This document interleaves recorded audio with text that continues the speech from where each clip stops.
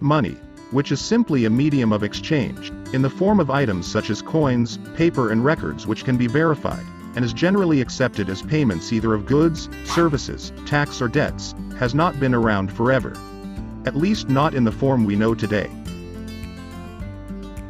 The invention of money began before written history had commenced. As a result, most of what we know about how money began is based on logic and speculation. Before money was invented, people operated in an economic system called gift economy.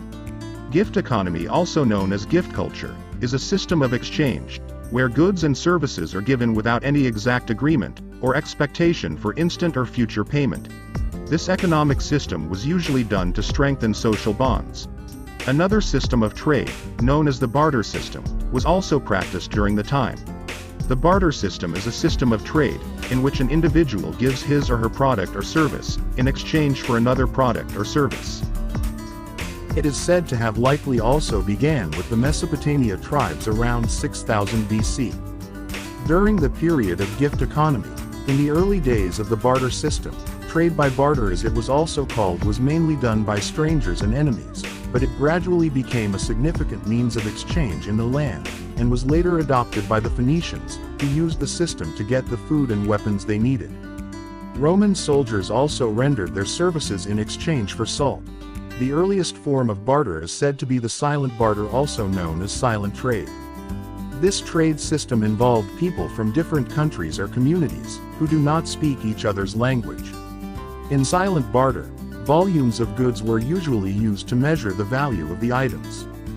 The barter system has not died out completely though. It was used extensively during the Great Depression, where many farmers traded their crops to their creditors, and instead of exchanging goods for money, many people gave their goods and services directly in exchange for other goods. However, the barter system was not very effective, since the individual who wants to trade one good for another would have to look for someone who wants what he or she is trading but at the same time has what he or she needs. In addition, both parties would have to agree on the worth and quantity of the items to be exchanged. These and other issues sometimes made bartering very difficult. But these all changed after the eventual rise of currency. The shekel is said to be the first currency, and precedes the use of coined money for millennia. The term shekel was derived from a Hebrew word meaning weighing. It was also mentioned in the Bible in the book of Genesis. Weighing and monetary terms had often been used together throughout history, and the shekel was no exception. It was first used as a unit of weight in 3000 BC, but eventually crossed over to become a currency. The use of food items such as grains and livestock for payment became widely replaced by the use of non-perishable metals, like copper and silver. Gradually, the use of shekel coins began to happen.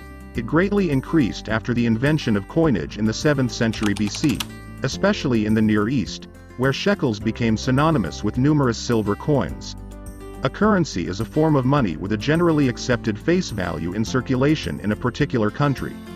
Examples of currencies are the US dollars, the Chinese yuan and the British pound.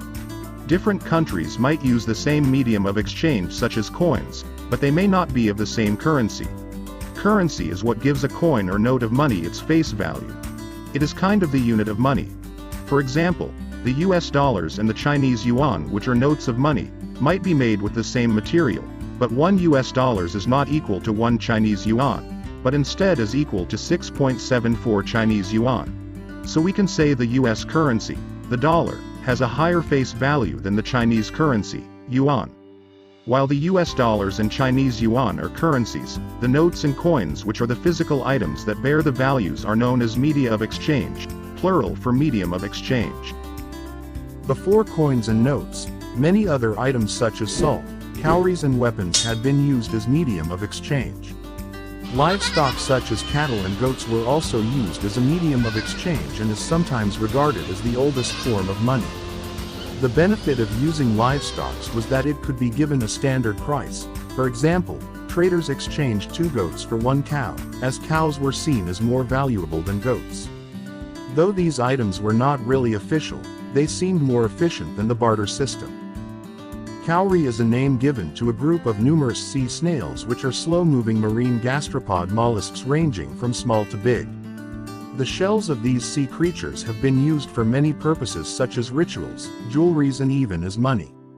The trade use of cowrie shells began as commodity exchange in which goods were traded for cowrie jewelries since the shells were valuable for body ornamentation.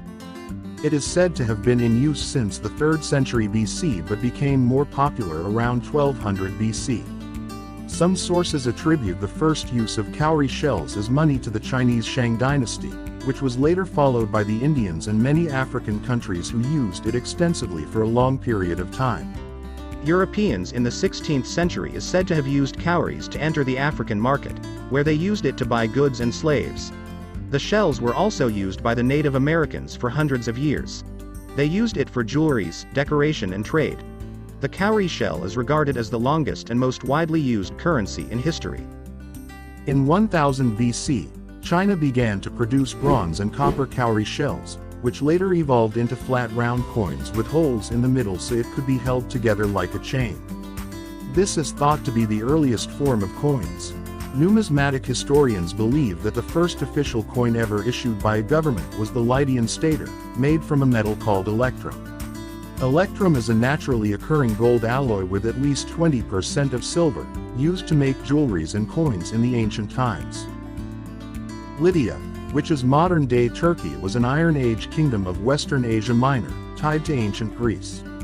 In 600 BCE, Alyattes of Lydia became the first king to issue the Lydian stater comprising electrum coins, and is therefore sometimes regarded as the originator of coinage.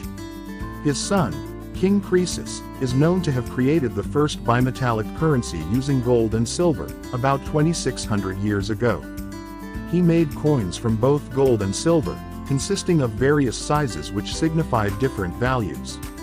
King Croesus is regarded as by far the greatest king of Lydia and also the last. He ruled the empire for 14 years from 561 to 547 BC, when it was conquered by the Persians. He is well known for his great wealth and possessions, and in 6th century BC, after his metallurgists had developed a method of separating electrum into pure gold and silver, he established the use of pure gold or silver in a denominational pattern in the empire, rather than a random mixture of both.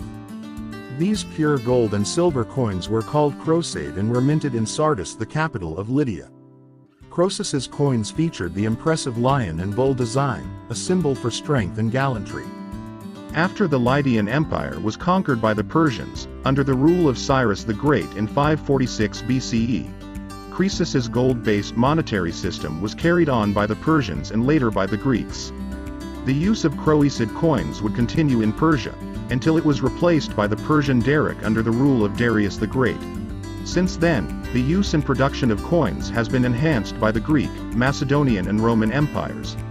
Unlike the early Chinese coins, the Greek and Roman coins featured various gods and emperors in order to increase its quality and authenticity. Throughout history, many different coins have been used for transactions. Coins such as stater of the Greece, trite of the Lydians, crown and penny of England, aureus of Rome and so on. Coins have shaped our society in a great way, helping to begin the modern use of easily portable money. The invention of cowrie shells and coins enabled us carry our wealth around in our pockets so we can easily access it whenever we want. In my next video, I'm going to narrate how we evolved from coins to note, and how this paper with low intrinsic value but sometimes high face value became used throughout the world. Thanks for watching.